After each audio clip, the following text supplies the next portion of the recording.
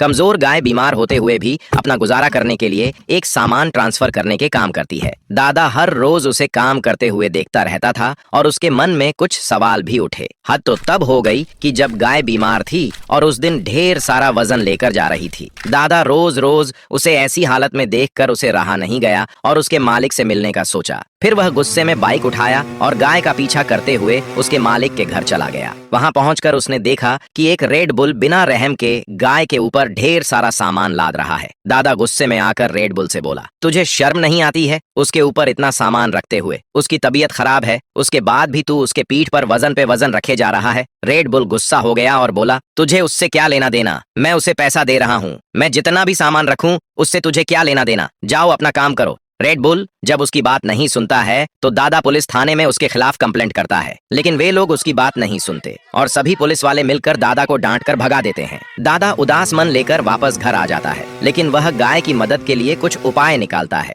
गाय हर रोज की तरह आज भी ढेर सारा सामान लेकर जा रही थी तो दादा उसे अपने घर ले आता है। उसके बाद वह एक बलून की दुकान से ढेर सारा ऑक्सीजन वाला बलून खरीद कर ले आता है और सभी बलून में ऑक्सीजन भरकर एक साथ सभी को बांधकर एक पैराशूट बना लेता है। उसके बाद वह गाय का बोझ हल्का करने के लिए गाय के शरीर पर पैराशूट को बांध देता है। गाय सामान लेकर जा रही थी, तभी बलून ज्यादा होने के कारण गाय हवा में उड़ने लगती है। गाय उड़ते हुए आसमान में चली गई और उसे डर लगने लगा था कि अब घर कैसे जाऊंगी। तभी ज्यादा ऊपर जाने के कारण हवा प्रेशर हुआ और सारा बलून फूटकर बिखर गया। उसके बाद वह तेजी से गिरते हुए एक रेड डायमंड के गोदाम में आकर गिर जाती है। फिर गोदाम वाले गाय के साथ साथ सारा रेड डायमंड ट्रक में डालकर फैक्ट्री में भेज देते हैं। उसके बाद ट्रक वाले गाय के साथ साथ सारा रेड डायमंड एक बंकर में लाकर डाल देते हैं। फिर गाय एक कन्वेयर के थ्रू जिंदा बाहर निकली, लेकिन उसका शरीर रेड डायमंड का बन गया था। गाय रेड डायमंड का शरीर लेकर भागते हुए मालिक के पास वापस जाती है। उसके बाद गाय ने रोते हुए सारी बात बताया, लेकिन वह उसकी बात पर विश्वास नहीं करता है। तभी गाय ने कुछ रेड डायमंड देना शुरू कर दिया